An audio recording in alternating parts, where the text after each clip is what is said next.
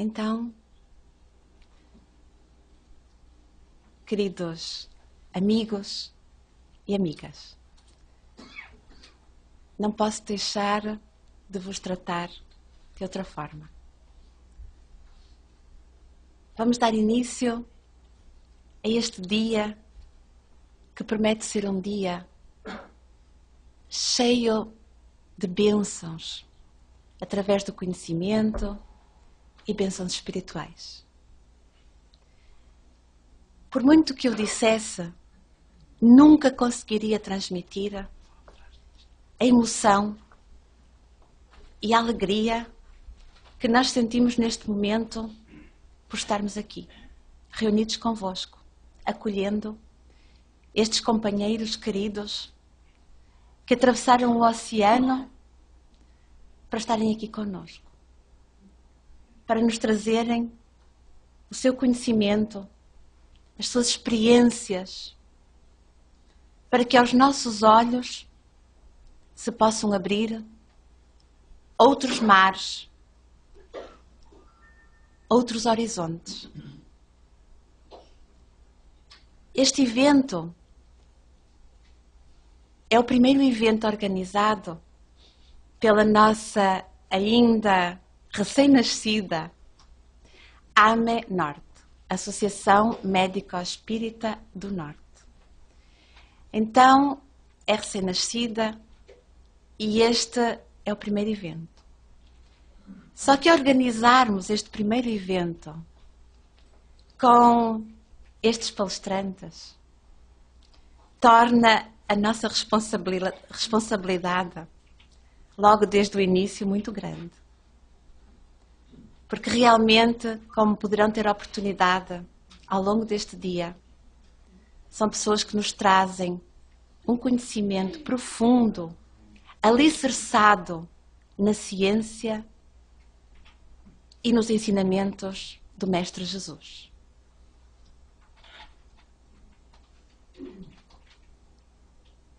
Muitos ainda se espantam quando nós falamos dessa ligação entre ciência e espiritualidade. Quando nós falamos em Jesus e medicina. Mas, na verdade, Jesus foi o médico dos médicos. Foi o médico das almas. E se nós olharmos, mesmo o percurso histórico, nós vamos ver que durante séculos e séculos a medicina estava estreitamente relacionada com a religião, com as diferentes religiões. E na Europa, muito, de facto, com o cristianismo e não só, até com o catolicismo. Com o desenvolver da ciência, o que acontece é que houve realmente uma ruptura entre ciência e espiritualidade. A ciência, porque se começou a basear apenas na evidência, naquilo que poderia provar cientificamente com a metodologia utilizada nessa época, não aceitando, portanto, outras evidências que não fossem prováveis por essa metodologia, e a religião, porque não conseguindo incorporar esse conhecimento nos seus dogmas, também não aceitava esse crescimento. Então, desde essa altura, aquilo que nós verificamos é que ciência e religiosidade começaram a caminhar de costas voltadas.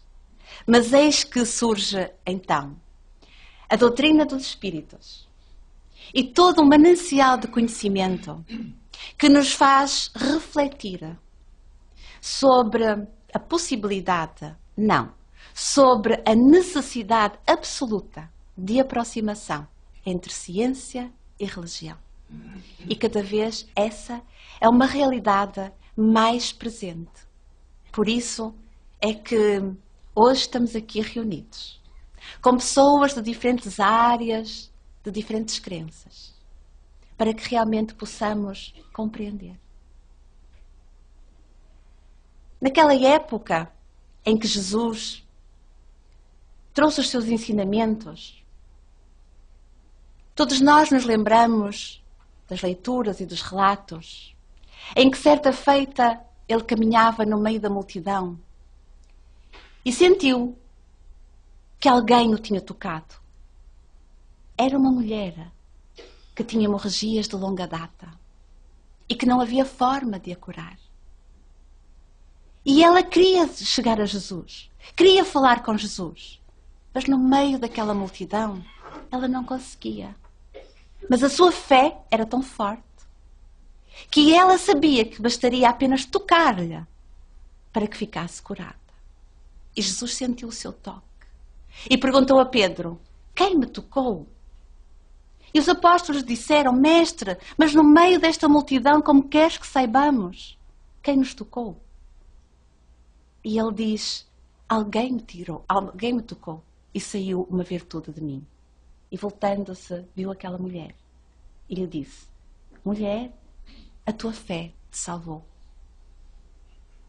Foi há mais de 2000 anos. E durante 2000 anos nós teimamos em não acreditar e continuamos a enveredar por um caminho que separa a ciência e a religiosidade. Mas hoje estamos em condições de procurarmos alicerçarmos a nossa fé com a ciência. Já não nos é pedida uma fé cega, mas uma fé raciocinada. E por isso, nesta hora, com muita alegria, nós vamos ouvir o Dr. Paulo César Frutuoso, que é médico, cirurgião, especializado em oncologia cirúrgica, que trabalha num hospital universitário, que dá aulas na Faculdade de Medicina e que nos vem trazer a sua experiência de mais de 37 anos com a espiritualidade e com todos os fenómenos de materialização que nos vai relatar. E depois vamos ouvir falar o professor André Luiz, físico, também professor universitário, e que nos vai falar de algo tão simples e tão complexo como sendo a ligação entre espiritualidade e física quântica. Serão estes os nossos palestrantes, que temos a certeza encherão as nossas mentes, as nossas almas e os nossos corações ao longo deste dia. E sabemos também e agradecemos desde já a Deus, nosso Pai, ao nosso Mestre Jesus, à espiritualidade maior, encabeçada pelo Dr. Bezerra de Menezes, que é o patrono das AMES, pois temos a certeza que aqui se encontram, auxiliando-nos e amparando-nos em todo este dia. E não podemos deixar de lembrar a nossa doutora Marlene Nobre, recentemente partida para a pátria espiritual, e que foi ela que no Brasil iniciou este movimento das AMES, que se espalharam pelo mundo e que fizeram com que nós hoje estivéssemos aqui. E agradecemos também a presença de todos vós, pelo vosso carinho, pela vossa compreensão. E por isso vos desejamos um dia de muita paz, de muita alegria, de muitas bênçãos espirituais, para que possamos sair daqui com os nossos corações cheios, quem sabe, com projetos diferentes que possamos abraçar numa perspectiva de unificação entre medicina e espiritualidade. Que Jesus nos abençoe a todos neste dia de paz e de alegria. Obrigado a todos e vamos desde já passar a palavra ao nosso muito estimado, querido Dr. Paulo César Frutuoso.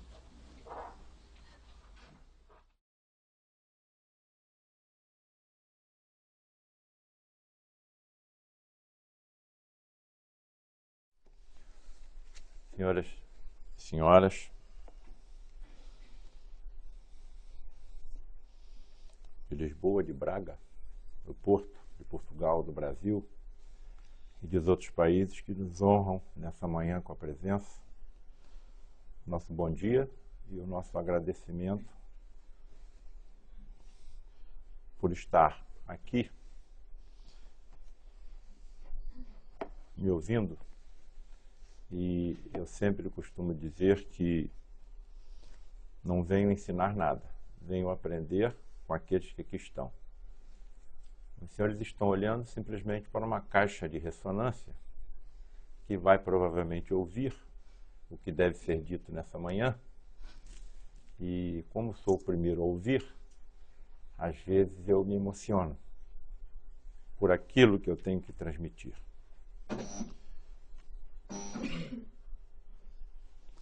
Eu tenho em mãos o nosso segundo livro, denominado Espíritos Decaídos Materializados, e já na apresentação eu trago algumas palavras de um médico, escritor, espiritualista, psiquiatra do Brasil, de nome Jorge Andréa. Ele hoje está com 93 anos.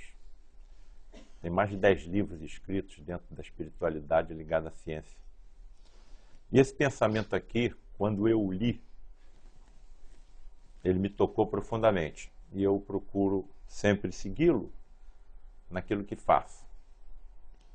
Diz o Dr. Jorge Andréa: todo aquele que vislumbra uma rota ou pensa que está caminhando em uma nova estrada, tem por obrigação comunicar os seus pensamentos à sociedade onde milita.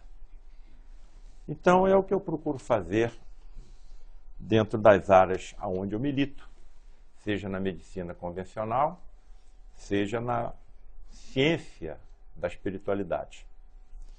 Eu, em idade já jovem, 25, 26 anos, recém-formado em medicina, comecei a ter contato com esses fenômenos. Bom, e diante desses fenômenos que começaram a ser colocados à minha frente, eu tinha duas atitudes a tomar. Médico, ou eu vou me virar para a esquerda e fingir que nada disso está acontecendo, com receio de até ser taxado como ilusionário, frágil da mente. Quem se entregaria, por exemplo, a um cirurgião que acredita em fantasmas? Quem se entregaria a um cirurgião que desassombradamente diz que convive com fantasmas? Ou então eu me voltaria para a direita e buscaria pelo estudo, pela pesquisa, pela observação científica, entender o que é que estava sendo colocado na minha frente. Eu resolvi me voltar para a direita. Não é possível que eu esteja sendo vítima de alucinações. Não é possível que eu esteja vendo milagres, porque milagres não existem. Tudo que acontece no universo segue leis físicas, químicas e biológicas, conhecidas ou não pela ciência. E se nós nos voltarmos para o que a ciência acha que conhece, é muito pouco. Eles mesmos nos dizem que só conseguem compreender em torno de 4 a 5% do que existe no universo. 95%, 96% do que acontece no universo a ciência não sabe, não conhece, não compreende e classifica essa imensa percentagem do que não sabem como energia escura ou como matéria escura. Sabem de onde, por exemplo, vem o termo magnetismo? De magia. A ciência não sabe o que é o magnetismo. Sabe calcular a sua influência, tudo aquilo que acontece dentro do campo magnético de um corpo inorgânico, mas não sabe exatamente o que é, como também não sabe o que é a gravidade. Sabemos que os corpos se atraem entre si. Sabemos que podemos calcular essa forma de atração. Sabemos que ela permeia todo o universo, mas não sabemos exatamente do que se trata essa força chamada gravidade. E se nós ainda nos voltarmos para as energias extrafísicas que permeiam também todo o universo, maior ainda é essa nossa ignorância. Tudo que existe no universo é energia. A energia está em nós, a energia está no pensamento.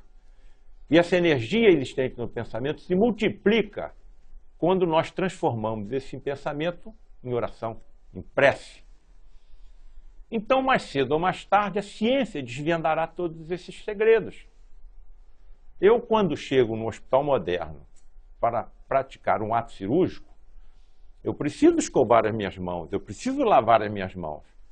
Eu não toco em uma torneira para que aquela água saia e eu aí lave os meus braços e as minhas mãos. Eu passo a mão em frente a uma célula fotoelétrica e sem que eu toque em nada, a água sai da torneira. Se eu tiver ao meu lado um selvagem ou uma criança, talvez eles achem que eu fiz um milagre. Então não existe o milagre, não existe o desconhecido. O que existe é o que ainda não é comum. Bem, diante dessa minha linha de raciocínio, eu apresento aqui um espírito que é o comandante supremo do grupo ao qual pertenço, o Lar de Frei Luís. E aqui já tem a primeira grande informação, o primeiro grande ensinamento, uma entidade católica comandando um grupo espírita. E ainda assessorada por outras duas entidades católicas, Padre Isabel e Frei Leonardo. E me permitam já, inicialmente, utilizar as palavras que utilizo quando dou aula para alunos de medicina. Dou aula de medicina em 2 universidades no Rio de Janeiro. E quando eu mostro alguma coisa muito óbvia aos meus alunos, eu utilizo as seguintes palavras: salta aos meus olhos, agride a minha fronte, aperta o meu nariz e puxa a minha orelha. Eu não posso deixar de perceber que nós é que nos dividimos. Nós é que nos dividimos em protestantes, em católicos, em hindus, em judeus, em ateus, em islâmicos, porque para esse ser supremo chamado Deus, não existe divisões. Os nossos amigos ensinam que nós somos, entre encarnados e desencarnados, aproximadamente 30 bilhões de espíritos, acoplados ao orbe terrestre. Somos uma única família, ou, se preferirem, um único rebanho. Quem é o pastor desse rebanho? Jesus, o Cristo planetário da Terra. Sabem o que é um Cristo planetário? Essas informações a gente vai adquirindo não é pelos filósofos da humanidade, é pelas possibilidades inenarráveis, imensas, infindáveis, das comunicações captadas através das vias mediúnicas. Um Cristo planetário é um espírito criado como nós, que atingiu tamanha evolução, que lhe foi dado o governo de um orbe inteiro, de um planeta inteiro, no nosso caso a Terra. E esse governo é dado quando o planeta ainda é tão somente uma insignificância poeira cósmica.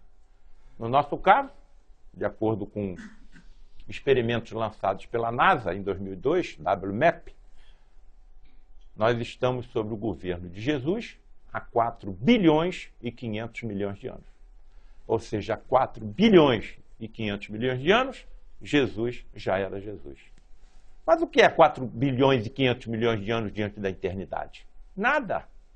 Nós estamos a caminho, mas já podemos perceber a distância cósmica entre nós e, por exemplo, um Cristo planetário. Esse é o espírito responsável pelo comando de mais de 7 milhões de espíritos. Atingiu um grau de evolução pelo amor tão alto que mantém comunhão direta com o próprio Jesus. E essa é uma das razões, por exemplo, que os espíritos de médicos, de físicos, de técnicos de todas as modalidades, de biólogos, todos eles no plano espiritual, e que colaboram com os seus conhecimentos através dos fenômenos de ectoplasmia que nós trazemos hoje aqui, o obedecem. Por que o obedecem? Poderíamos, por exemplo, aceitar dentro do nosso parco raciocínio que um Einstein aceitasse as ordens de um bispo, ou de um padre, ou de um frade? Não. Claro que não. Pelo nosso rasteiro raciocínio, não. Mas sabem o que esses nossos amigos dos outros planos, relacionados à ciência, nos dizem? Que a evolução desse espírito pelo amor é tão alta que nenhuma das suas ordens é sequer discutida, e sim obedecida. E essa evolução se deu a quê? Pelo amor, a maior das energias existentes em todos os universos. Todos, bem claro, no plural. Essas minhas convicções são inabaláveis. Não dá mais para voltar. Eu não tenho mais o direito de recuar diante do que eu já vi, diante do esmagamento a que eu estou submetido, pelas provas científicas, documentais, testemunhais, de pesquisa e de estudo que eu estou submetido há quase 40 anos. Isso que eu estou usando é uma roupa. Ontem à noite eu morri. Hoje de manhã eu ressuscitei. Quando chegar o momento da minha separação entre os dois corpos que me mantêm como um ser, o meu corpo físico e o meu corpo espiritual, com o seu intermediário chamado perispírito, ou se preferirem pela ciência, campos morfogenéticos, ao despertar, despertarei em outro universo, que a ciência chama de universo paralelo, as religiões chamam de plano espiritual, plano astral. É tudo a mesma coisa. Não dá mais para eu raciocinar de outra forma, diante da montanha de evidências que foram se acumulando ao longo do meu caminho. Então aí está Frei Luís, o responsável, por exemplo, de me ter retirado dos antros de sofrimentos aos quais eu habitava, talvez por milênios. Dentro dessas provas que vão sendo colocadas no nosso caminho, existem algumas que realmente são de abalar. O ano tem 365 dias. Por que, por exemplo, a minha própria mãe desencarnaria exatamente no dia do meu aniversário? Poxa, 365 dias, quer dizer, seriam 364 chances contra uma. Ela desencarnou no dia do meu aniversário. Ela adquiriu um câncer de estômago quando eu tinha 5 anos, em 1954. E os médicos que a operaram, eu sou filho único, chamaram meu pai e disseram, olha, o que podia ser feito foi feito, mas a probabilidade de ela sobreviver é muito pequena porque o câncer não estava só no estômago, já estava em outro órgão. Acontece que tudo indicando que a força do amor da minha mãe pelo seu filho era tão grande que ela conseguiu vencer a doença. E quando ela desencarnou, eu já estava com 59 anos. Bem, dentro dessas informações que eles nos trazem, eles dizem que existem várias forças existentes nesses universos. E que algumas os cientistas conhecem. A força nuclear fraca, a força nuclear forte, o eletromagnetismo, a força da gravidade. E existem as forças extrafísicas, os fluidos energéticos e espirituais, ainda a serem descobertos pela ciência, mas que não existe força que ultrapasse a da prece da mãe pelo seu filho. Uma dessas entidades, chamada Emmanuel, diz o seguinte: a prece da mãe pelo filho arromba as portas do céu. Nada consegue detê-la. Passado algumas semanas da desencarnação da minha mãe, foi captada uma mensagem dela, endereçada a mim e ao meu pai, por um médium do nosso grupo, Lívio, médium que faz inclusive pictografias, ou seja, ele consegue realizar pinturas e desenhos mediunizados. Ele não é pintor e nem ele é desenhista. Mas aqueles que são pintores e desenhistas, tomando o seu complexo mediúnico, conseguem se realizar. E ele chegou com uma mensagem da minha mãe, entregou a mim e ao meu pai e falou assim: sua mãe acabou de entregar esse documento para você. Evidentemente nós ficamos alegres, felizes, Mas quando eu olhei o documento, eu simplesmente não consegui entender nada. E eu disse, Lívia, eu agradeço muito, mas eu acho que isso aqui não foi minha mãe que escreveu, porque eu não consigo entender nada. Isso aqui é o quê? É árabe? Isso é egípcio? Isso é chinês?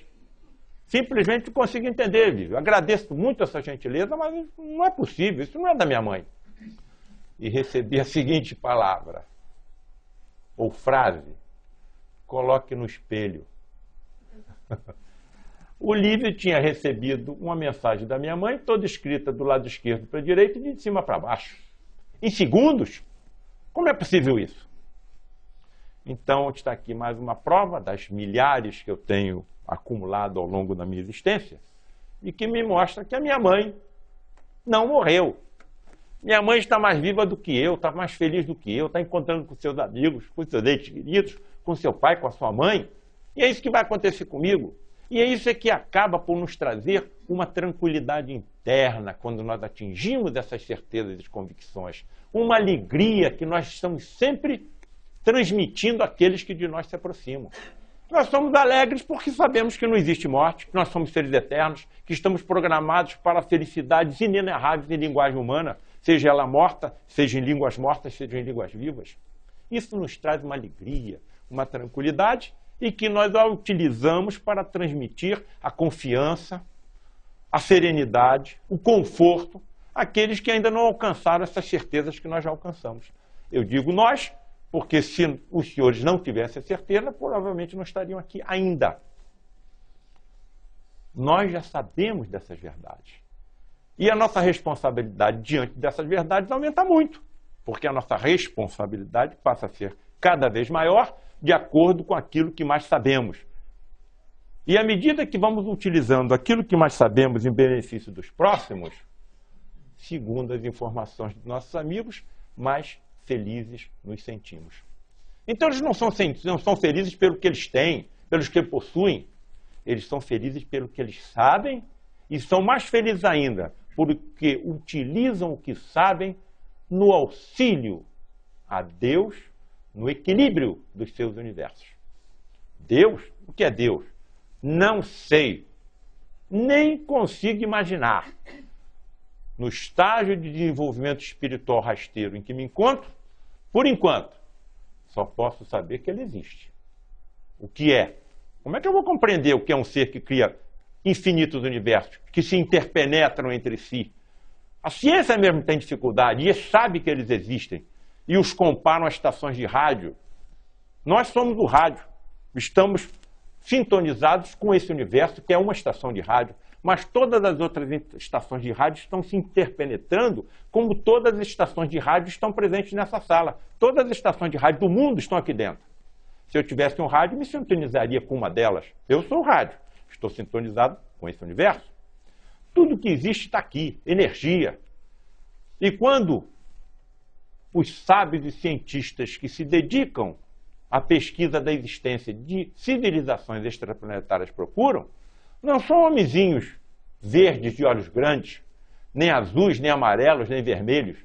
Eles estão procurando sinais da utilização dessa energia cósmica. E chegam a ponto de ter tanta certeza da existência dessas civilizações extraplanetárias que as classificam de acordo com a capacidade de utilizarem essas energias, como do tipo 1, aqueles que conseguem utilizar toda a energia de um planeta, no nosso caso os vulcões, os tufões, os ventos, as marés, a luz que nos chega do Sol, como do tipo 2, aquela que consegue utilizar toda a energia da estrela mais próxima, no nosso caso o Sol, do tipo 3, a capacidade de utilizar toda a energia de uma galáxia, no nosso caso a Via Láctea, e chegam ainda à classificação do tipo 4, capazes de utilizarem toda a energia chamada escura, que permeia todo o universo, equilibrando-o. Nós não estamos ainda nem no nível 1, estamos no nível 0. Mas há uma outra energia, na qual se baseia todos os fenômenos ectoplasmáticos, que está dentro de cada um de nós. Se nós fôssemos medir a energia existente em todos os átomos que compõem o corpo físico de um ser humano, chegaríamos a assustadora conclusão que essa energia seria suficiente para construir mais de 100 bombas de hidrogênio. Isto está em cada um de nós. E é possível utilizá-la. Aí é que estão as palavras claras do Mestre, que só agora nós podemos compreender. Vós todos sois deuses. Aqueles que acreditarem em mim farão as obras que eu faço e outras maiores ainda. Nada existe oculto que não seja para ser revelado. Então por que nós não temos a revelação de como utilizar essas energias existentes em cada um de nós? Porque nós não sabemos como utilizá-las moralmente. Imagine essa energia toda no domínio de um terrorista. O que aconteceria? Então, nós não temos ainda tranquilidade. Se alguém bater na traseira do nosso carro, nós não vamos conter a nossa ira e vamos dirigir a nossa força mental, conduzindo essas energias ectoplasmáticas e fulminaremos esses que nos agridem inadvertidamente por descuido. E aí, mais uma vez, o nosso pensamento se volta para o Mestre, que estava sendo crucificado e sabia como utilizar isso. Então, por que ele, com um simples olhar, não fulminou todos aqueles que o estavam crucificando? Porque se ele, naquele momento, tivesse uma subpartícula atômica de orgulho, todo o cristianismo teria perecido. E ele sabia como fazê-lo. Porque essas energias é que ele utilizava, por exemplo, para o domínio do mar, para o domínio do vento. E os seus discípulos estarrecidos exclamavam de um para o outro: quem é esse homem que até o mar e o vento lhe obedecem? Eram através dessas energias canalizadas, utilizadas, misturadas com elementos existentes, por exemplo, na Terra, é que ele conseguia, inimaginavelmente para um médico, confeccionar cataplasmas capazes de curar um cego, eliminar os micro-organismos causadores de uma lepra, reorganizar a estrutura óssea, muscular e nervosa de um paralítico. Ninguém pode curar um leproso sem conhecer a existência do bacilo de Hansen. Ninguém pode fazer um cego de nascença ver, se não conhecer toda a estrutura fisiológica, celular, física do globo ocular, uma das mais complexas estruturas que a biologia conhece. Ninguém pode fazer um paralítico andar se não conhecer a estrutura nervosa óssea do corpo humano. Se há 2000 anos ninguém sabia isso, onde foi que ele aprendeu? Só pode ter aprendido um ser que vive até os 33 anos e deve ter aprendido onde? Em civilizações que nem mais existem, talvez em planetas que não mais existem, talvez em universos paralelos ao nosso. Mas que ele aprendeu, aprendeu. Eu, como médico, também quero aprender. E uma das razões desses fenômenos que aqui trago ocorrem, e por questões intrigantes, completamente incompreensíveis a mim, foram colocadas no meu caminho de alguns outros colegas médicos. Então eu estava na seguinte situação: vou passar para o lado de lá, continuando vivendo. E tudo isso que tem sido colocado no meu caminho, que eu tenho aprendido, vou levar comigo? Ou vou tentar jogar uma semente para ver se a classe médica, talvez a mais necessitada da compreensão disso, também conheça o que eu estou vendo. Eu não entendo nada do que vejo. Estou testemunhando. Estou tentando estudar através de outras ciências fora da biologia, fora da medicina, como a física, como a química, como a astrofísica. E tento aqui e ali encontrar compreensões. Essa é uma das minhas torturas. Essa é uma das minhas bagagens kármicas. A tortura de não compreender o que eu estou vendo. Mas eu me coloco nas condições dos discípulos de Jesus, que nada entendiam do que ele fazia, mas que se não fosse o seu testemunho, nós nem saberíamos que ele existiu. Então aqueles que virão após mim, os físicos, os biólogos, os médicos, com compreensão e mais inteligência do que eu, poderão dar continuidade a essas informações que constam dos nossos livros, A Face Oculta da Medicina, Espíritos Decaídos Materializados, e um terceiro livro que eu já deixei pronto lá no Brasil, Reflexões Espiritualistas e Científicas de um Médico, em que nós procuramos unir as duas vertentes da ciência e da espiritualidade. Porque, para mim, eu já não sei há muito tempo qual é a fronteira entre essas duas vertentes. Ciência, espiritualidade, para mim são duas faces da mesma moeda. Assim como para a ciência, matéria e energia são duas faces da mesma moeda. Elas se interpenetram, elas se completam, elas se auxiliam. Nós é que ainda não compreendemos porque estamos ligados ao imediatismo, à materialidade. Só começamos a nos ligar à espiritualidade quando sofremos alguma tragédia, como perdemos algum ente querido, quando temos alguém querido doente, quando essas enfermidades nos acontecem, como somos atropelados com alguma tragédia física, monetária, econômica. Aí a gente começa a se voltar para a espiritualidade que está dentro de nós, amortecida, adormecida. Muito bem, aí está a imagem que todo mundo conhece, o átomo.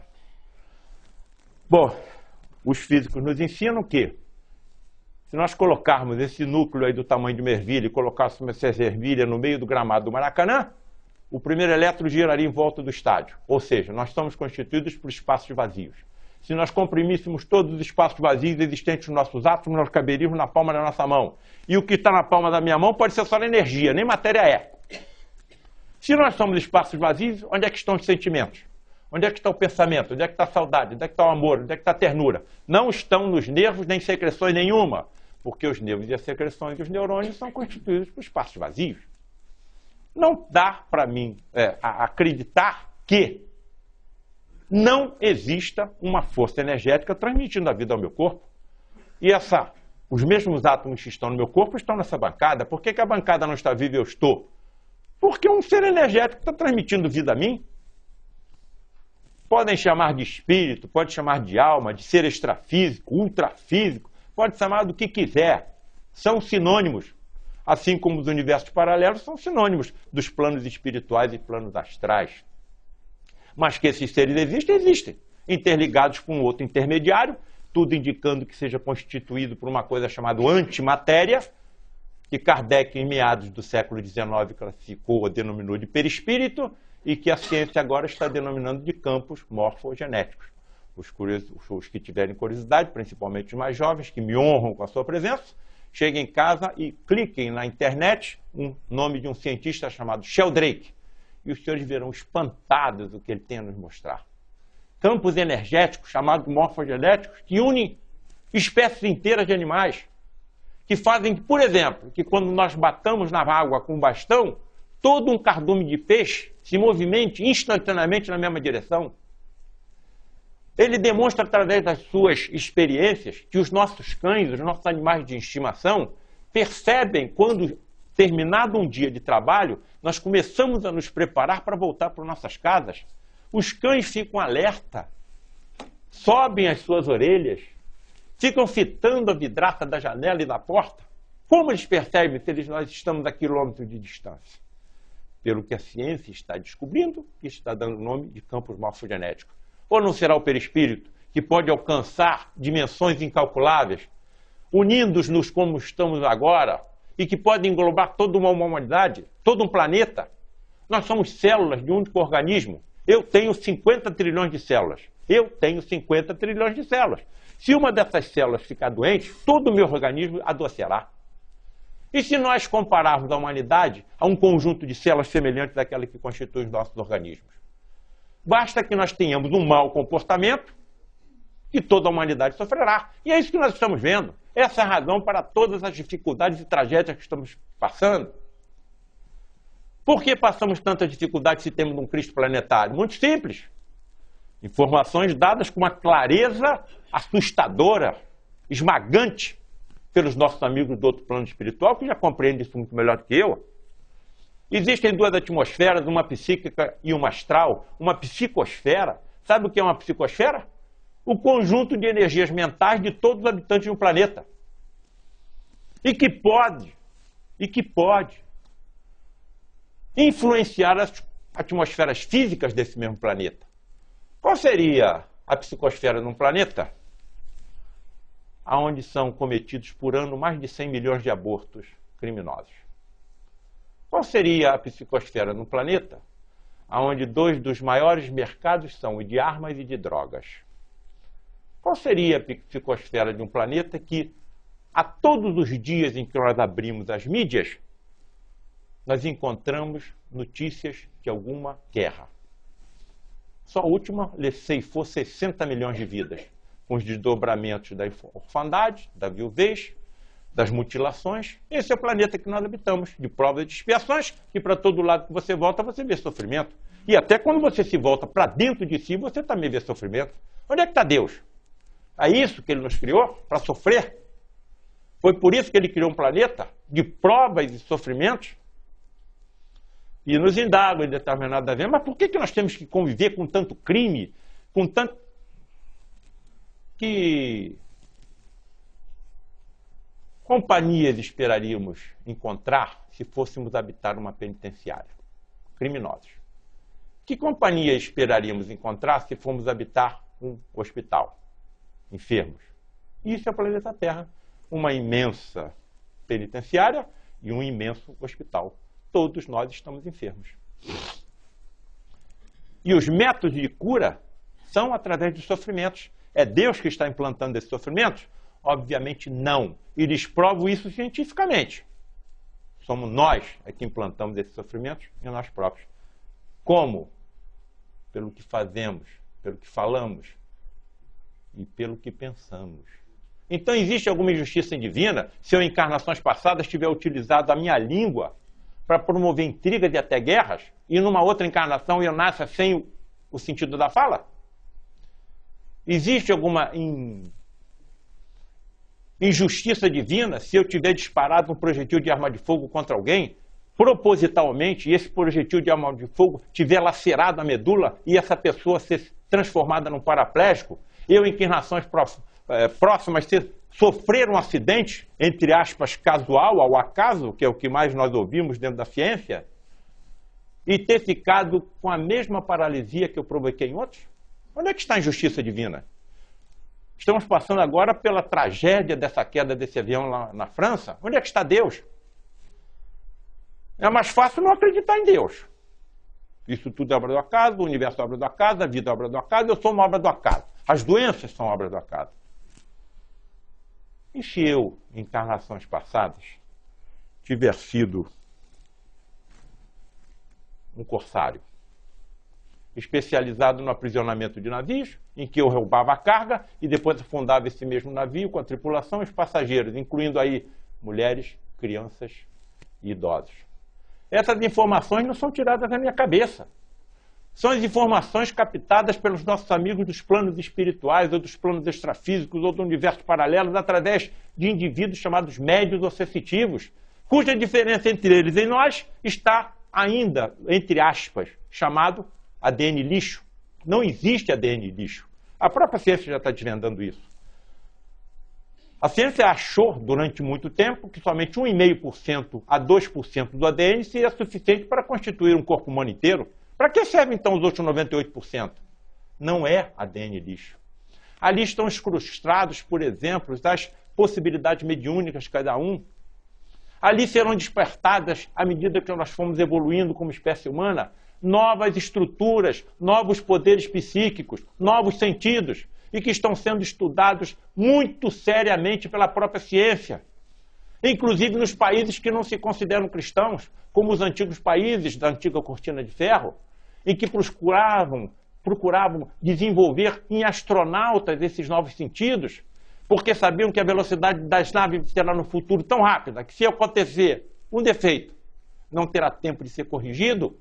Mas se tiverem astronautas com a capacidade de dar premonição, poderão prever esses defeitos antes que ele ocorra.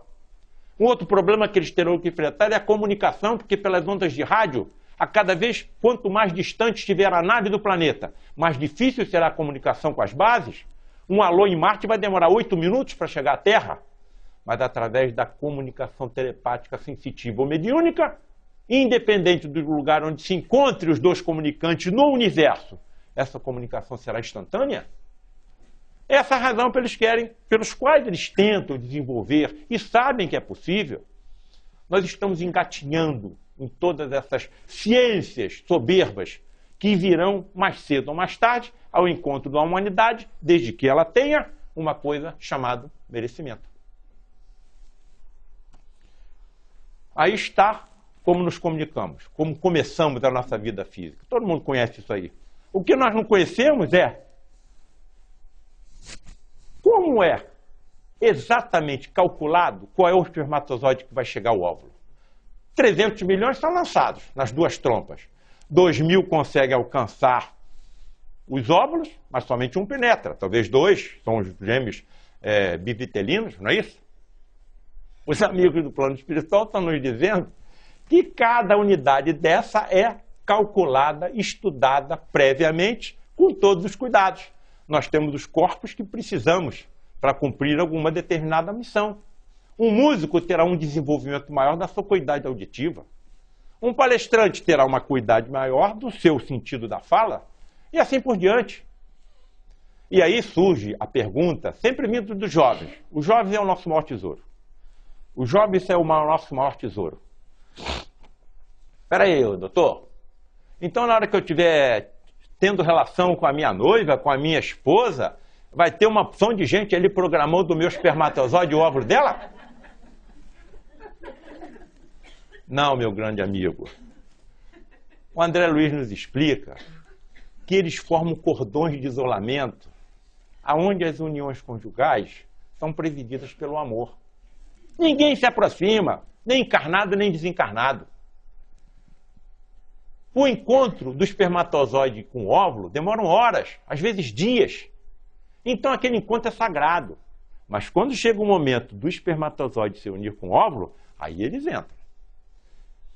E parece que essas perspectivas prévias não é somente de um espermatozoide, daí a razão de existirem milhões. Eles formam conjuntos. Um desses conjuntos, um espermatozoide desse conjunto, dessa família, é que vai ali penetrar. Essa é a razão também da existência das anormalidades físicas. Nasceu uma criança lá no Brasil, antes de eu vir para cá, sem pés, sem braços e sem pernas. Isso. Explodiram pelas redes sociais. Onde é que está Deus? Deus não existe. Como é que deixa isso acontecer? Mas aí dentro da nossa filosofia kardecista espírita cristã, eu não dá para mim falar de público em assembleias não espiritualizadas, como essa que aqui está. Eu não posso dizer, olha, e se esse indivíduo tiver sido um terrorista em vidas passadas que encheu sua roupa de bombas e explodiu um avião? Essas deformações todas não destroem, essas explosões não destroem o ectoplasma, mas os deformam profundamente. Ele é altamente sensível até o que nós pensamos. Algumas informações sérias lá do nosso país estão dizendo que alguns espíritos, pelo seu comportamento no passado, deformaram de tal forma o seu perispírito que eles não cabem mais num corpo físico igual ao nosso. Então como é que eles vão reencarnar, se não podem reencarnar em corpos iguais aos nossos, que estão evoluindo? Vão reencarnar em corpos de pré-humanos, como trogloditas, como pitecantropos, como australopitecos, e vão recomeçar toda a história novamente do nosso planeta, ao longo de milhões de anos. Imagine enquanto essas verdades, que nós já sabemos que são verdades, fluírem por toda a ciência, serem comprovadas cientificamente. A ciência vai salvar a humanidade, principalmente por uma coisa chamada lei da reencarnação, que a ciência já sabe, porque nos Estados Unidos tem mais de 2.500 casos absolutamente documentados nas suas universidades, e que quando estiveram no Brasil fazendo essas colocações através de conferências, eu tive a oportunidade de indagar, então por que a ciência não salva a humanidade? Porque os poderes constituídos ainda não nos permitem. E aí nos desenvolvemos através da multiplicação maravilhosa desse ser físico, constituímos um corpo através dos quais é a ferramenta que nós cumprimos a nossa missão, que nós trazemos outros espíritos necessitados dessas lições também ao planeta Terra e vamos seguindo como uma única família. Na hora que você compreende isso, você mentaliza o seguinte: essa mentalização minha é fatal, não tem como não pensar nisso. Não há solução para a humanidade fora da filosofia espírita kardecista cristã, que aceite a reencarnação e a lei kármica. Existe uma lei da gravidade? Sim. Então, se eu chegar na beira de um precipício e der mais um passo, eu vou cair porque eu sei que existe uma lei da gravidade. Óbvio. E quando eu tiver certeza de uma coisa chamada lei kármica, eu vou fazer mal a alguém? Se eu tiver o poder de comandar um país evoluído, eu vou deixar de ajudar um país menos evoluído? Onde, por exemplo, o vírus da ébola esteja graçando? Mas eu tenho certeza de que amanhã eu posso reencarnar nesse mesmo país onde o ébola está graçando, por que eu vou deixar de ajudá-lo? Todas as soluções da humanidade estão na reencarnação. O palestino pode reencarnar judeu, o judeu palestino, o negro branco, o hindu maometano, etc, etc, etc. Então vamos fazer mal a quem? Se eu posso amanhã renascer do outro lado da fronteira? Vou ser criado desde criança com as mesmas informações que eu hoje estou combatendo? Nós somos uma família inteira, não tem como. Somos células de um mesmo organismo. Isso, para mim, fica cada vez... E quando você começa a ter as convicções através do contato com espíritos materializados, o que é que fez Saulo, por exemplo, se transformar instantaneamente na maior figura do cristianismo, ultrapassado só por Jesus? Ele era o maior perseguidor dos judeus, dos cristãos. Ele era o maior perseguidor dos cristãos primitivos. Como é que instantaneamente ele se torna a maior figura do cristianismo? Porque ele viu um ser abrindo as cortinas do espaço e descer na sua direção, com a sua roupa cintilante, composta por pontos luminosos, com seus cabelos tocando aos ombros, a moda nazarena. Dele se aproxima com aquela majestática beleza e indaga: Saulo, Saulo, por que me persegues? E ele, extasiado, já de joelhos, sem perceber, pergunta: quem sois, Senhor? Eu sou Jesus a quem tu persegues. Ele viu. Então essa transformação foi instantânea, porque ele veio preparado para conduzir o cristianismo. Sem ele, o cristianismo teria morrido em Jerusalém. O que eu estou lhes trazendo são convicções não somente de ter ouvido o que um sacerdote, por exemplo, dentro da sua missão respeitável, me diz, de um pai ou de uma mãe, seres que nós tanto respeitamos e amamos, me dizem, através da leitura dos livros riquíssimos da nossa doutrina, como de André Luiz, de Emmanuel, de Joana de Ângeles e tantos outros, que nós absorvemos como romances. O que eu estou lhes trazendo, essas minhas convicções, e os senhores estão percebendo da forma como eu falo, são do contato direto com espíritos materializados. E esses espíritos materializados respeitam leis físicas, químicas e biológicas, porque milagres não existem. Os fenômenos podem ser maravilhosos, mas não são miraculosos. Chego ao fim da minha vida. E aí? Até aqui as religiões me levaram. Olha, não roube, não mate, não pratique o falso testemunho, não minta. Tudo isso a religião me diz. Cheguei aqui. E aí? Vou fazer o quê? O que é que vai acontecer comigo? Vou morar onde? Vou trabalhar em quê? Vou vestir alguma roupa? Vou precisar de alimento? As crianças continuarão crescendo? Os idosos rejuvenescerão? Os cegos voltarão a enxergar? Os que não têm algum membro recuperarão os movimentos? Nós queremos saber disso tudo, e os nossos filhos mais ainda, porque quando clicam ali o botãozinho na internet, tem toda a informação da humanidade no quarto deles. Toda a filosofia está ali, toda a arte está ali, toda a ciência está ali. Eles vão nos perguntar como aconteceu com Steve Jobs. Frequentava assiduamente a igreja anglicana. Todo domingo estava na igreja anglicana até a sua adolescência. E aconteceu a tragédia de Biafra, em que mulheres tentavam alimentar os seus filhos sem leite, porque estavam magérrimas, e as duas criaturas estavam morrendo, a mãe e a criança. E a revista Time foi lá e fotografou aqueles quadros horrendos. E apareceu na primeira página da revista Times. O que Steve Jobs pegou? Pegou a revista, botou embaixo do braço e foi para o culto dominical. Acabou o culto dominical, se aproximou do bispo: seu bispo, Deus sabe o que está acontecendo? O bispo tomou aquela surpresa e, trêmulo, sabe? E veio a pergunta fatal: e o que é que ele vai fazer? Resposta: não sabemos. Nunca mais Steve Jobs entrou numa igreja. Nunca mais Steve Jobs entrou numa igreja. Então nós estamos numa época em que precisamos de respostas. Todas as religiões são respeitáveis. Todas elas têm a sua missão, têm a sua função. Mas elas nos levam até a morte. Elas são degraus. E à medida que nós vamos evoluindo intelectualmente, nós precisamos de religiões que acompanhem a nossa evolução. E nós estamos numa fase em que precisamos de informações científicas, de uma fé raciocinada, e não de uma fé imposta. Olha só a visão filosófica atual da vida.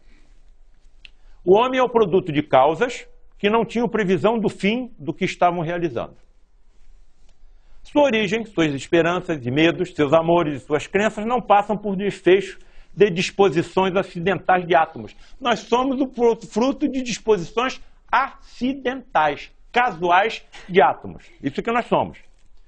Que nem o fogo, nem o heroísmo, nenhuma intensidade de pensamento ou sentimento podem preservar para a vida além do túmulo.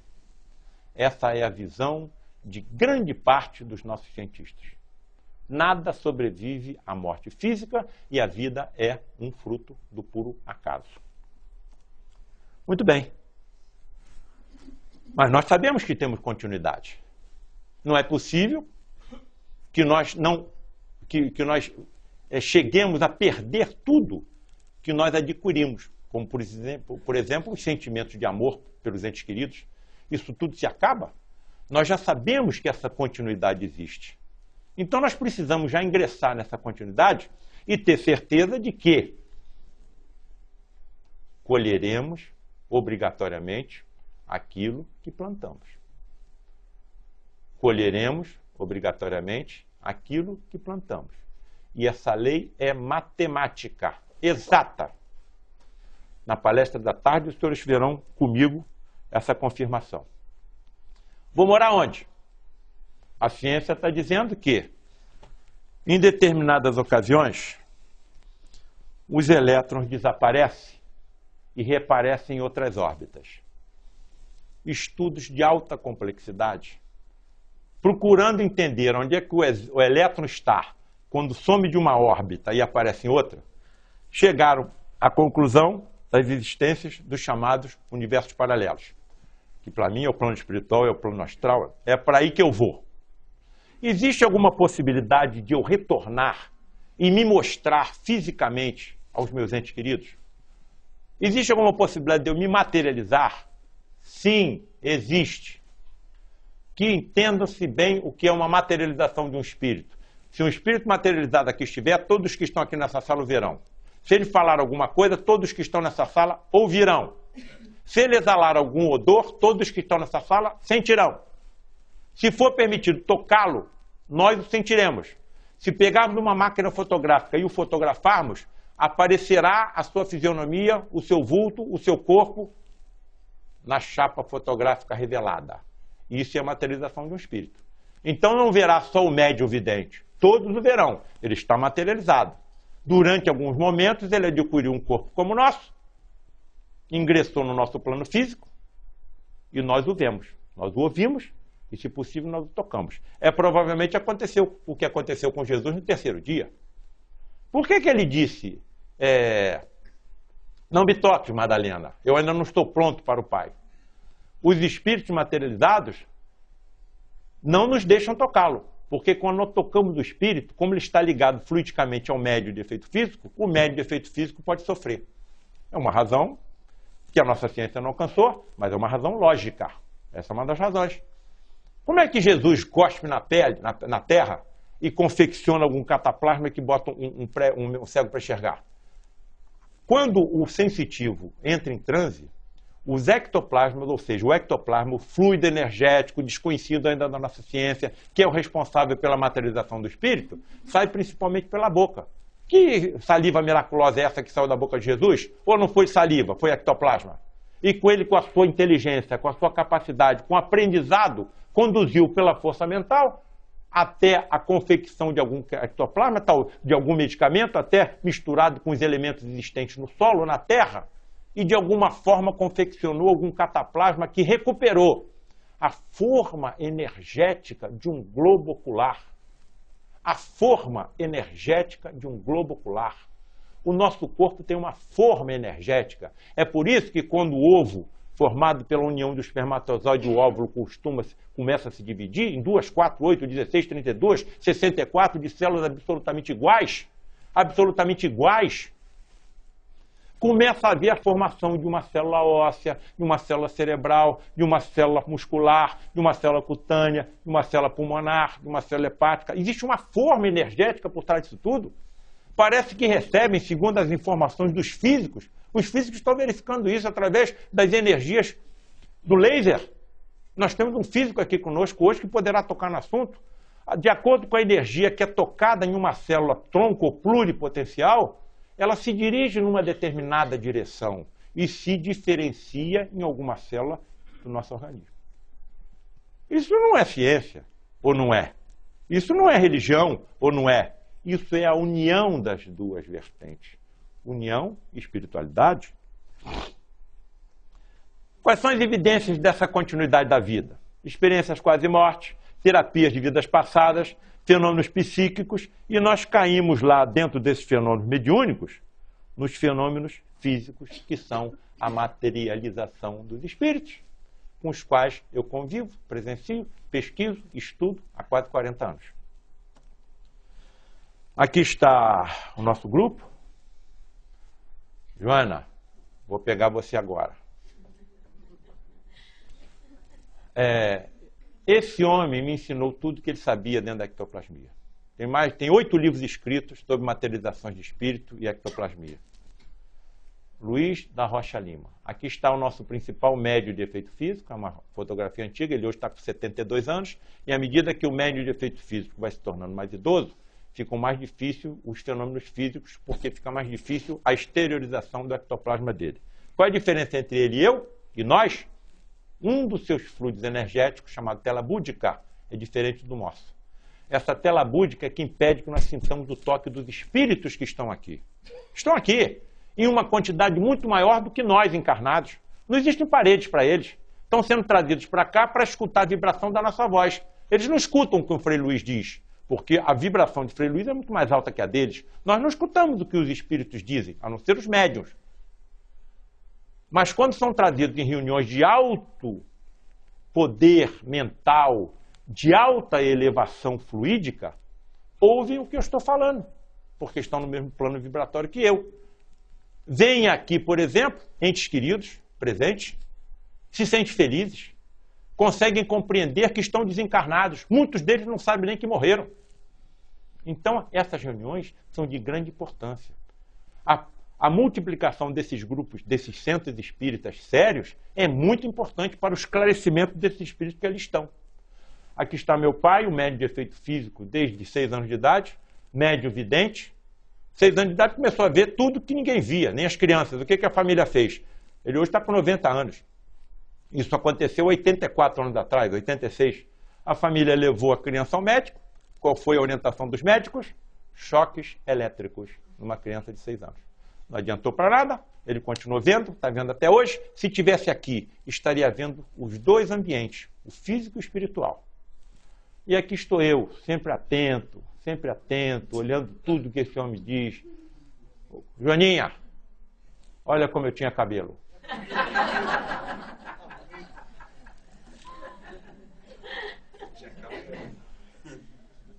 Em volta desse homem, daí a importância do presidente de um grupo, da presidente de um grupo. Em volta desse homem, da sua fortaleza moral, isso não aconteceu, não estou falando por ser o meu grupo não, pelo amor de Deus, eu sou irmão dos senhores, sou filho dos senhores, sou pai dos que aqui estão, somos uma família, então estou falando para minha família, não estou criando ilusões decorrente do orgulho de eu pertencer a um grupo desse, não, todos os grupos são importantes e têm missão diferente, a nossa missão é essa, materialização de espíritos, ectoplasmia, estudar, ensinar, tentar aprender, essa missão.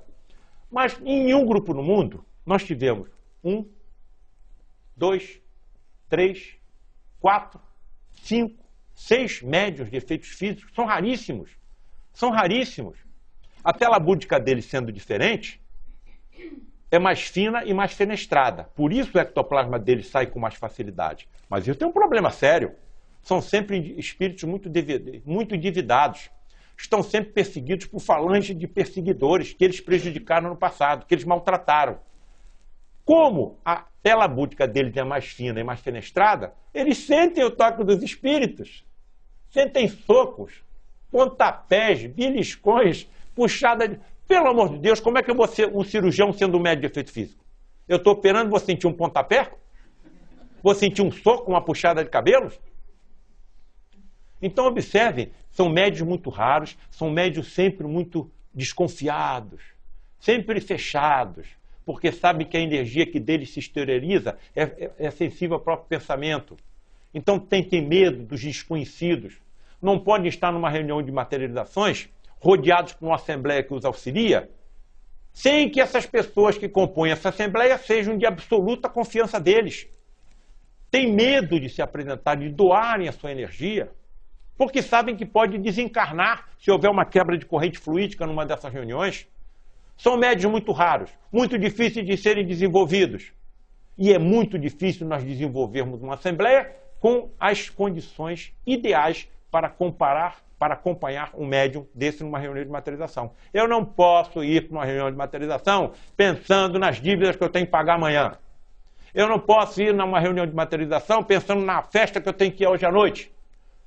Tendo tomado álcool ontem, os tabagistas não podem participar como componentes de uma assembleia de materializações, porque a nicotina contamina o ectoplasma, que também sai de nós nessas reuniões. 70% sai dele, os outros 30% da assembleia, da natureza que rodeia o santuário onde os fenômenos estão acontecendo e dos espíritos que ali estão.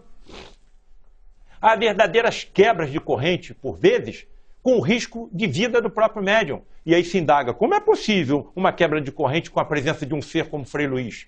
Com os espíritos iluminados que o acompanham? Como é que esses espíritos, que se consideram donos do planeta, nós sabemos que eles existem, podem ser classificados como tudo? Maldosos, traiçoeiros, maledicentes, o que quiserem. Menos de um. Ignorantes. Não são ignorantes. Sabem, por exemplo, como manipular o ectoplasma, as energias fluídicas, são químicos, são físicos. Isso não deve nos espantar, porque toda energia é neutra. O ectoplasma também.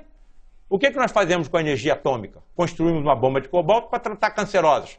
Mas construímos uma bomba que matou, lá em Hiroshima, 120 mil pessoas em segundos. Esse é o mundo que nós habitamos. Então há que se ter muito cuidado. Por isso são reuniões muito raras. Emmanuel, claro, só existe duas razões para que aconteçam as materializações de espírito no planeta Terra no grau de evolução que ele se encontra. Primeiro, atendimento de doentes graves, porque quem mais se materializa nas nossas reuniões são médicos.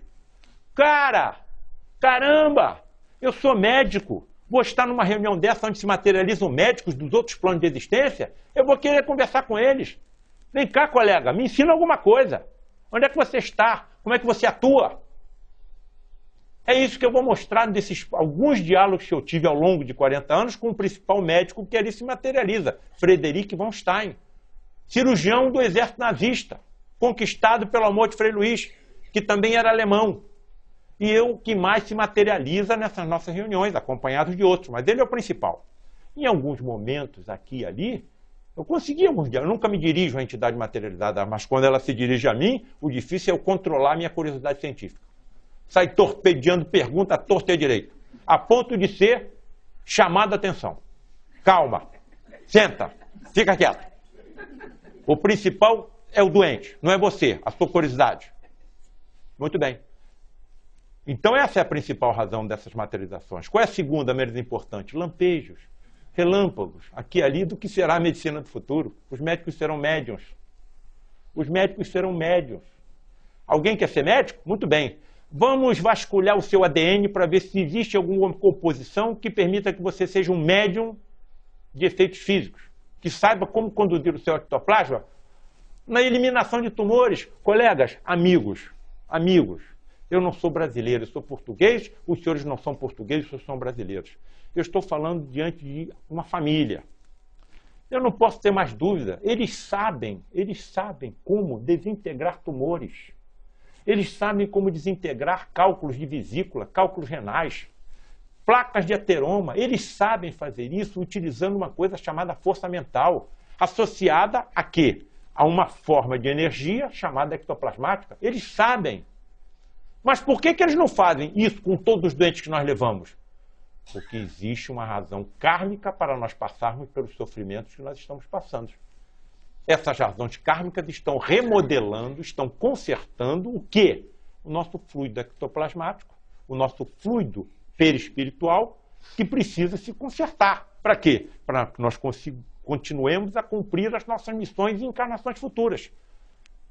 Então, mesmo esses terroristas, eles terão, mais cedo ou mais tarde, os seus perispíritos consertados através de N encarnações, para que possam ocupar novos corpos no futuro e corrigirem tudo que fizeram de errado no passado. São eternos iguais a nós, são irmãos iguais a nós, foram criados simples e ignorantes iguais a nós. Eu não os condeno, eu lamento. Eu lamento. Eu não sei o que eu fiz em vidas passadas. Eu sou oriundo da Inquisição. E agora? Muito bem. Quais são as condições ideais? A presença de um médium de efeitos físicos. Presença de uma seleta assistência ao médium devidamente consciente e preparada. Ausência de luz artificial. As reuniões acontecem na escuridão completa. Se a reunião está na escuridão completa, como é que eu vejo um médium, um espírito materializado? Porque eles emitem luz própria. Eles saem da cabine mediúnica, que é um gabinete, um cubículo, iluminados. E ainda traz equipamentos, Deus lá sabe de onde, de tremendas energias eletromagnéticas luminosas e que tratam o corpo dos enfermos. E, de acordo com a profundidade, utilizam comprimentos de onda diferentes. Pacientes que apresentam tumores profundos no estômago, na coluna, eles utilizam as energias eletromagnéticas do tipo violeta e azuis, porque o comprimento de onda é menor e tem maior profundidade. Quando estão com alguma patologia grave, superficial, cutânea, tumores cutâneos, vamos dizer assim, eles utilizam energias eletromagnéticas mais próximas da laranja ou vermelho, porque o comprimento de onda é maior, não há necessidade de tanta penetrabilidade. Eu estou falando de ciência, estou falando de religião, estou falando de quê? Espíritos materializados? Ectoplasmia? Medicina, espiritualismo? Então veja como uma coisa está... Não dá mais, não dá mais. Para mim é uma coisa só. Muito bem. Alimentação. É proibido o alimento com carne. Se você comeu carne 72 horas antes da reunião, não compareça, porque os fluidos energéticos do sofrimento do animal abatido vai impregnar o seu ectoplasma. E quando o espírito está materializado com o seu ectoplasma e do médium, os dois ectoplasmas se misturam. Quando ele se desmaterializa e ele retorna para o médium, você está carregando os fluidos de sofrimento do animal que você ingeriu. E pode prejudicar o médium. E pode dificultar, inclusive, a materialização do espírito. Com uma exceção. Eles permitem que nós comamos peixe. Mas por quê? O peixe também não sofre quando está sendo abatido? Quando está sendo pescado? Informações dos nossos amigos. Os peixes apresentam um perispírito coletivo. E quando você remove uma das unidades, o sofrimento existe, mas muito menor do que o boi quando é abatido, o porco quando é abatido, a ave quando é abatida. E outra coisa, a carne do peixe é impregnada de compostos fosforados. Será que essas luminescências que saem do corpo das entidades e dos equipamentos que eles trazem utilizam os compostos fosforados da carne do peixe que eu ingeri? Agora, absolutamente, essas energias luminosas são diferentes das que conhecemos. Por que elas não afetam o ectoplasma? E a nossa afeta, seja da luz artificial e a luz natural? Resposta da ciência. Resposta da ciência, que nem se preocupa com isso. A física do universo paralelos ao nosso é diferente da nossa. Nós mal conhecemos da física do nosso planeta, quanto mais da dos universos paralelos. Nós não conhecemos dentro do nosso próprio universo. Mais uma vez, as informações são coincidentes dentro da ciência. Certo? Não dá para me compreender, mas eu tenho alguma lógica em tudo isso que aí está.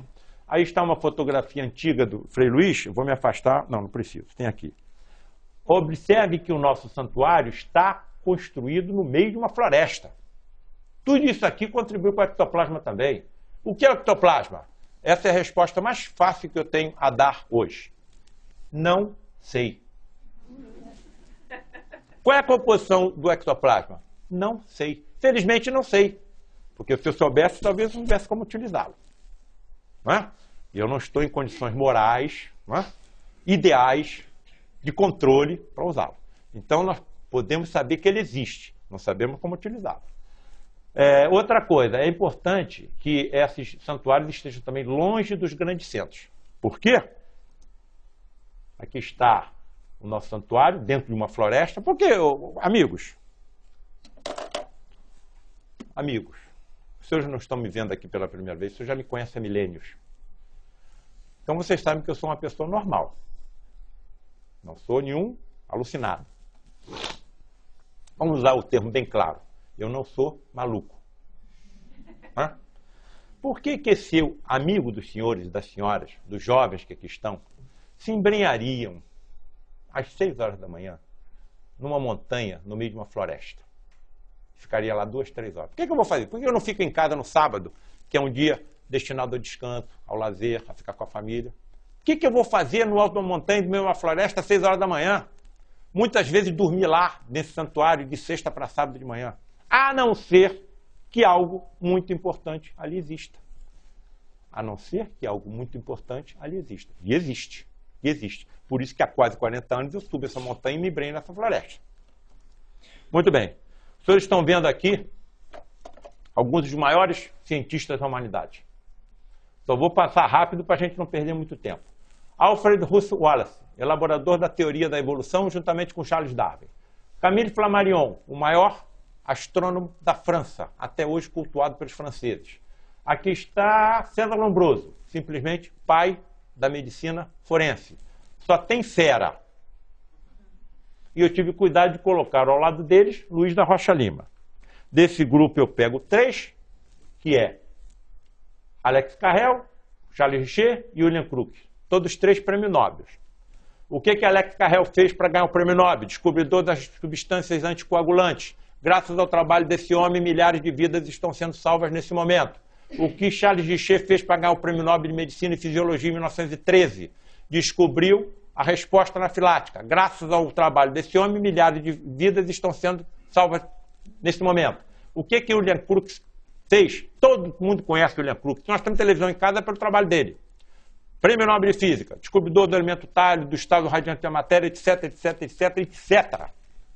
O que esses cientistas apresentam como denominador comum? Todos eles estudaram sensitivos, médios, que entram em transe com rapidez, desmaio. E quando estão nesse transe, começam a expelir pelos orifícios naturais do corpo, o tal ectoplasma. Essa fotografia foi conseguida por William Crookes através da materialização de Kat King, que está na internet. Muitos aqui já devem ter ouvido e lido sobre esses fenômenos. E foi afastado pela comunidade científica, porque concluiu que esses fenômenos eram verídicos. Muito bem. Essa fotografia foi conseguida no lar de Frei Luís, um médium de efeito físico em transe, expelindo pelo nariz, pela boca, pelo ouvido, tal ectoplasma que se assemelha à espuma de barba. Uma coisa intrigante para mim é como é que o indivíduo consegue respirar com toda essa espuma saindo pelo nariz, pela boca, etc, etc, etc, etc. Aqui está uma das maiores médiums da história, Helen Duncan, inglesa, presa no penúltimo ano da Guerra Mundial, porque, através da sua mediunidade, marinheiros que tinham morrido em navios afundados pelos submarinos alemães estavam se materializando. E o governo estava escondendo essas tragédias do povo, como o afundamento do Rude, do Barhan, porque o povo já estava muito sofrido com os bombardeios alemães das cidades inglesas. Eu trago sempre essa imagem porque conseguiu-se a fotografia do espírito Albert Stuart através da ectoplasmia de Helen Duncan. É assim que os espíritos se apresentam nas nossas reuniões de materializações. E no meu parco entender, acho que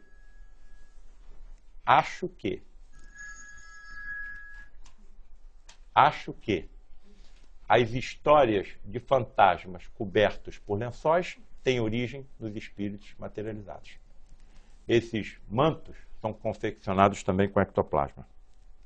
E aí estão alguns espíritos que se materializam nas nossas reuniões. São árabes, são hindus, são médicos. às vezes apresentam as deficiências físicas da última encarnação.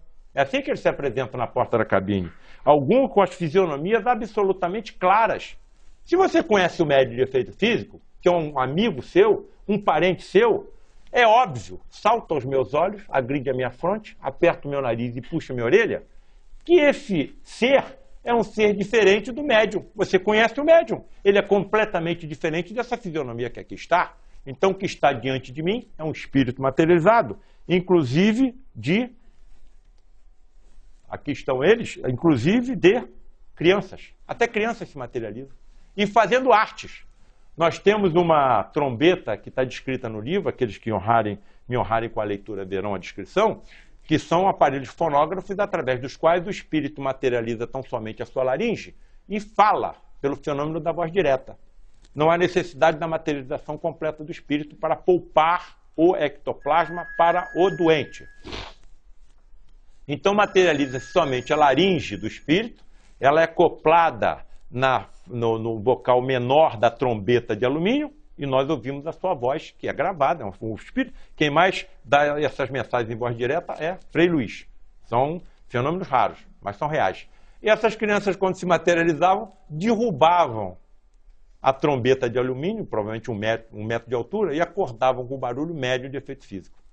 Era permitido isso por Frei Luís, pelos técnicos responsáveis pelo fenômeno, para que mais uma vez ficasse comprovado que a trombeta está caindo aqui e o médium está acordando, tossindo, porque o ectoplasma voltando pela boca, ele entra em tosse convulsiva. A distância da trombeta são dois fenômenos diferentes, mas uma prova da veracidade dos fenômenos. E até médicos se materializam nessas reuniões, não é isso? E aqui vem o mais grave de tudo, a energia envolvida na materialização de um espírito, somando a energia do médium, da assistência, da natureza, 6 milhões de remes.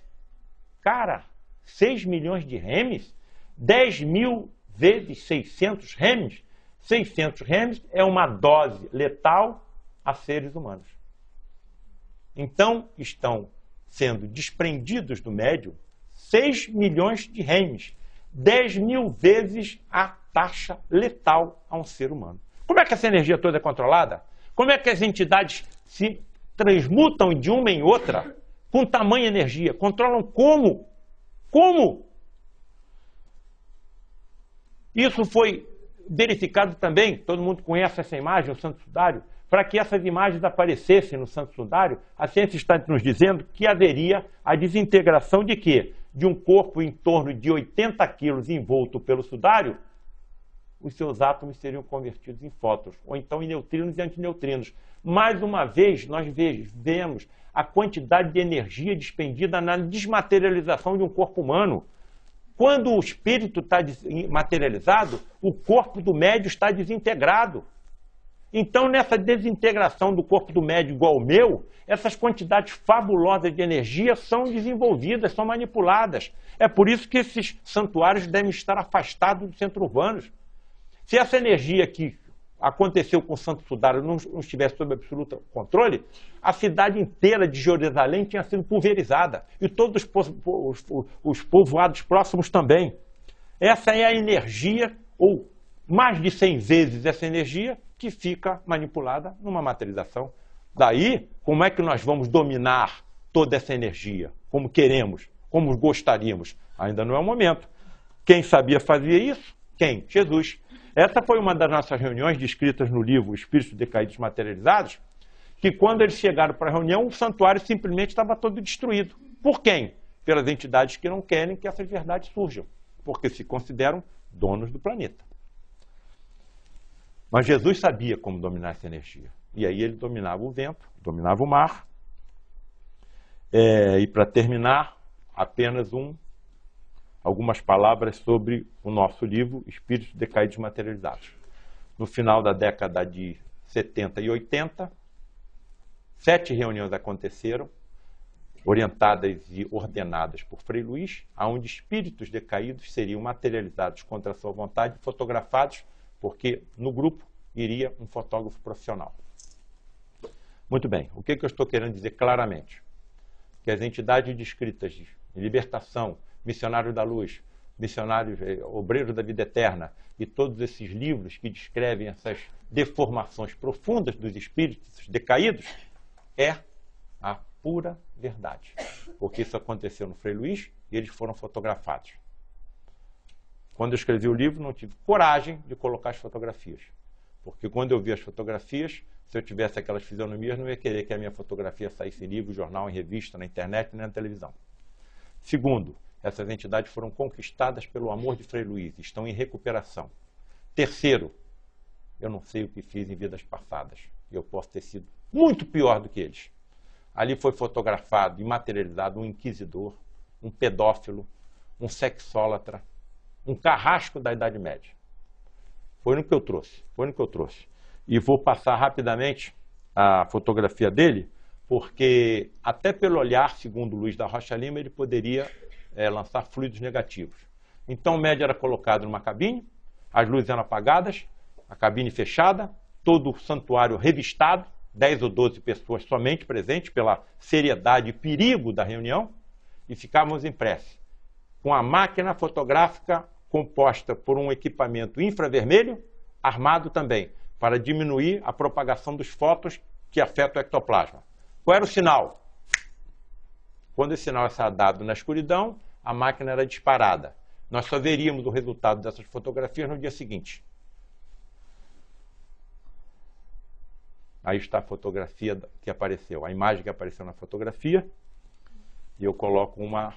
Senhores, senhoras, se alguém quer se fantasiar de alguma coisa, ele vai botar uma máscara, vai botar uma roupa de carrasco e vai para um bloco carnavalesco. Ele vai se divertir, divertir outros, divertir terceiros. Eu não vou, se quero me divertir num bloco, me embrenhar numa montanha, no meio de uma floresta, até com intempéries, com chuva, para alegrar quem? Nenhum interesse material existe. Nenhum dos indivíduos enfermos que são levados às reuniões de materializações é cobrado alguma coisa. Então, para mim, pelo menos pessoalmente, o que está aqui é pura verdade. De onde veio, se tudo foi revistado, inclusive o médico que só usava um pijama leve, essa roupa com características medievais, inclusive com tecido quadriculado, semelhante àquele estilo escocês, de dentro da cabine. Surgiu de onde? Se não tem porta secreta nem alçapão e ninguém tem interesse material, e essas fotografias e essa obra levou quase 30 anos para ser publicada. Por que não foi publicada logo inicialmente? Luiz da Rocha Lima ficou senil, todo o arquivo veio para minha mão e eu trabalhei durante 18 anos estudando e escrevendo esse livro. Estudando e escrevendo esse livro. Aqui está a figura de um carrasco medieval materializado. E o que é mais grave, informação de Frei Luís. Desde que ele desencarnou, a sua roupa de carrasco está soldada no seu perispírito. Por isso, ele não consegue reencarnar. Se ele é um carrasco da Idade Média, ele está padecendo com esse suplício há séculos. Há séculos. Está todo mundo dentro do que eu estou querendo transmitir. Observem a importância de nós estarmos aqui hoje. Observem. Se esses indivíduos soubessem o que os aguarda, estariam fazendo o que estão fazendo? Perceberam a importância de nós estarmos aqui? Perceberam a importância da divulgação das verdades kardecistas, espiritualistas e cristãs? Perceberam a importância de nós transmitirmos esses nossos conhecimentos baseados em fatos científicos, em conclusões óbvias, sacramentais? Eu não tenho mais como... Eu não vejo solução para a humanidade. Mais cedo ou mais tarde, essas verdades vão permear o mundo inteiro, inclusive os países islâmicos, onde existem antros radicais, ultra-radicais, em que as mulheres, por exemplo, são consideradas como seres inferiores. Não conseguem mostrar, além dos olhos, não conseguem mostrar o corpo porque são cobertas por burcas. As crianças são impedidas de estudar. As crianças são impedidas de estudar. Como isso é possível? Alguém consegue encontrar alguma solução para a humanidade fora da filosofia espírita cristã? Mas e o que acontecerá com esses pioneiros que levarão todas essas verdades a esses países? Serão trucidados, serão sacrificados, serão queimados, serão torturados, serão assassinados. Exatamente como aconteceu no passado com quem? Com os primeiros cristãos. E o cristianismo está. Então, a nossa responsabilidade é muito grande. Provavelmente teremos missões cada vez mais importantes de acordo com a forma como nós absorvamos essas verdades e as utilizemos no nosso próprio comportamento. Eu deixo a figura do Cristo planetário, não tenho solução para os problemas da Terra, mas ele tem. O aquecimento global, o desaparecimento das geleiras, das espécies, eu não sei como resolver nada disso, mas ele sabe. Sabe como? Encaminhando mensageiros por ele preparados, como foi o caso de Fleming, quando trouxe a descoberta da penicilina, como foi o caso de Pasteur, quando trouxe a descoberta dos micro-organismos causadores das doenças, como foi Gandhi, que nem cristão era, e que libertou 3/4 do Império Britânico, composto pela Índia e pelo Paquistão, pregando tão simplesmente o quê? A verdade e a não violência. São eles que vão resolver o problema. E quem os preparará? O Cristo planetário Jesus. Então eu deposito nele a minha confiança. Determinados limites não serão ultrapassados por aqueles que insistem no comportamento equivocado. Joaninha.